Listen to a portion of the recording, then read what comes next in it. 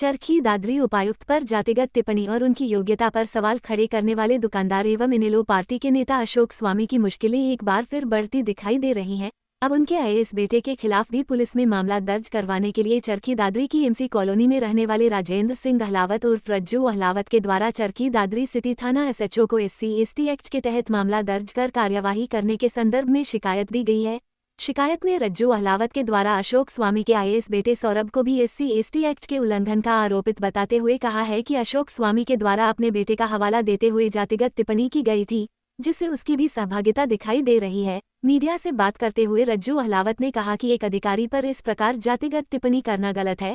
जब एक अधिकारी के लिए इस प्रकार के शब्दों का इस्तेमाल किया जाता है तो आमजन के लिए तो हालात और भी खराब होंगे। इससे कानून व्यवस्था का उल्लंघन होता दिखाई दे रहा है। उन्होंने बताया कि आज उन्होंने अपनी शिकायत के माध्यम से अशोक स्वामी के बेटे सौरभ पर भी FIR दर्ज करने की चरखी दादरी पुलिस से मांग की है। पहले कोई मीटिंग चल रही थी शहर में पानी को लेके, पानी की निकासी के लिए, और उसमें समाज के सभी लोग जो है इकट्ठे हुए थे।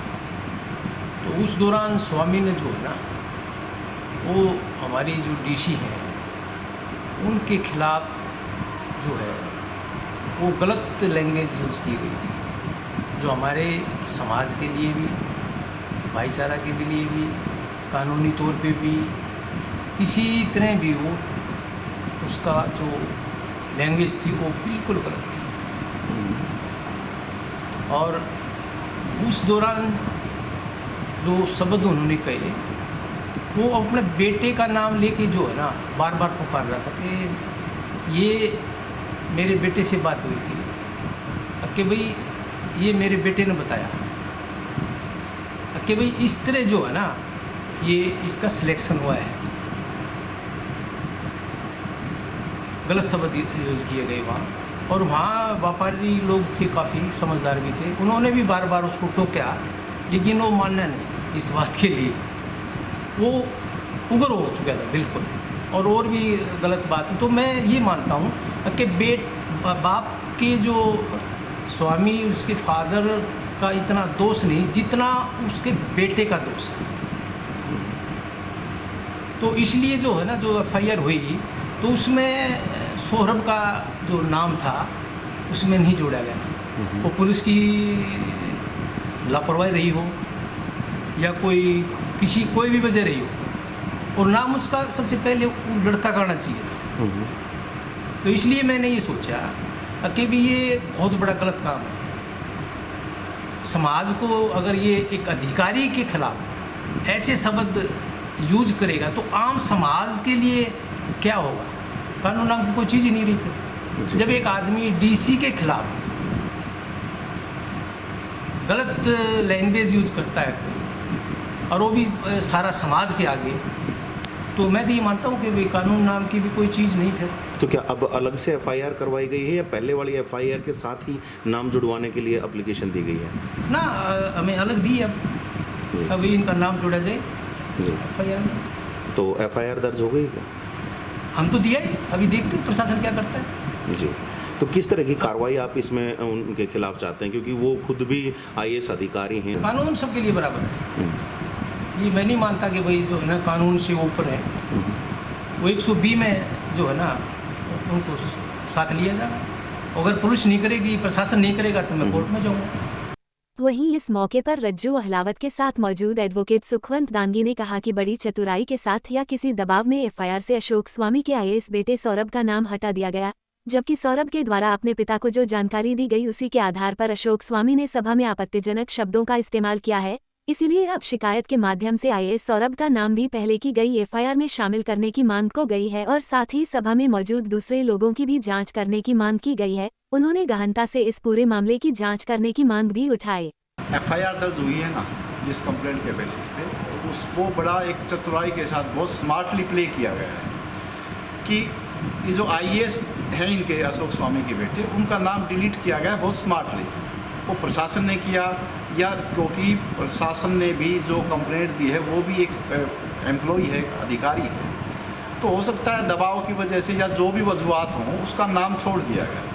जबकि ये बात सही है कि सौरभ स्वामी ही इस पूरे ऑफेंस की जेनेसिस है, वहीं से इसका जेनेसिस हुआ है, वहीं से ये अपराध पैदा हुआ है। उसने अपने फादर को बताया, उसके फादर ने वही बातें कही जो उसको बताया। तो एक अधिकारी होने के नाते उसको छोड़ देना, और फिर एक चीज़ देखें आप कि डीसी के खिलाफ है और पूरे एक समाज के खिलाफ है, और दादरी में इस प्रकार का वातावरण पता नहीं क्यों बढ़ा दिया गया कि ये सब सारी चीज़ें बार बार इस प्रकार की हो रही हैं। जहाँ तक आपने कानूनी पहलू की बात की, अलग से FIR दर्ज करने की कोई भी आवश्यकता नहीं है, क्योंकि पहले से जो FIR दर्ज है उसमें इन्वेस्टिगेशन ऑन है, तो उसी में इसको शामिल किया जाए। और SC/ST एक्ट में ये प्रोविज़न भी है कि कोई नाम छूट गया होता आप सब्सिक्वेंटली उसको शामिल करा सकते हैं। इसमें हमने बहुत दूसरी और चीज़ें भी दी इस एप्लीकेशन में कि सौरभ स्वामी के साथ साथ ये भी गहन जांच हो कि वहाँ पे जो लोग मौजूद थे वो लोग भी कहीं कॉमन इंटेंशन में तो नहीं थे स्वामी के साथ, वो लोग भी अपराधी तो नहीं हैं। दूसरा, वहाँ पे कुछ थे एम्प्लॉइज़ थे जिनकी जो ड्यूटी बाउंड हैं कि वो अगर कोई ऑफेंस होता है तो उसको रिपोर्ट करें, उन्होंने रिपोर्ट क्यों नहीं किया। कई चीज़ें हैं इसमें, वो सारी एक बहुत डीप प्रोब होनी चाहिए, बहुत गहरी जांच हो प्रशासन की तरफ से, पुलिस की तरफ से, और इसमें सारी चीज़ें बाहर आएँ। दूसरी एक चीज़ और देखेंगे आप, वहाँ पे एक व्यक्ति थे जो SC/ST समाज थे, उन्होंने जब उसको किया तो उनको भी रोकने की कोशिश की। आज हालत ये है कि हमने तो 3-4 दिन तक वेट किया कि कोई और व्यक्ति उसी समाज से आकर के अपनी बात को उठाए कि सौरभ स्वामी के विरुद्ध हो, लेकिन ऐसा नहीं हो पाया, क्योंकि अब आप कितना ही कानून को, संविधान को लागू करने की बात करें, ग्राउंड के ऊपर स्थिति बहुत भयावह है, बहुत भयंकर है। लोग डरे हुए हैं, क्योंकि एक तो अधिकारी है, दूसरा फिर इस प्रकार के लोग समझौते कराने वाले बहुत लोग बीच में आ जाते हैं, कोई सामाजिक होने के नाते, कोई किसी तरीके से, कोई किसी तरीके से। तो SC/ST समाज में एक बहुत इस बात का गुस्सा तो है ही है, लेकिन वो लोग इतनी हिम्मत नहीं जुटा पा रहे कि इतने बड़े अधिकारी के विरुद्ध ये दी जाए। तो एक महला साहब को इस बात के लिए साधुवाद देता हूँ कि उन्होंने एक इतना अच्छा कदम उठाया जो न केवल सामाजिक स्थिति को ठीक करेगा बल्कि कानूनी चीज़ में भी सबके साथ न्याय हो, और कम से कम जो गरीब हैं, जो मजलूम हैं, मजबूर हैं, जिनको न्याय की ज़रूरत है, उनके साथ न्याय हो। और वो न्याय तब मिलेगा जो इस प्रकार के अपराध करने वालों के विरुद्ध हार्डशिक के साथ उनको डील किया जाए। साथ ही अनुसूचित जाति के विभिन्न संगठनों से संबंध रखने वाले जसवंत सिंह कलियाना के द्वारा बताया गया कि अनुसूचित जाति से समाज गरीब है और डरा हुआ है, इसलिए आगे नहीं आ पा रहे हैं।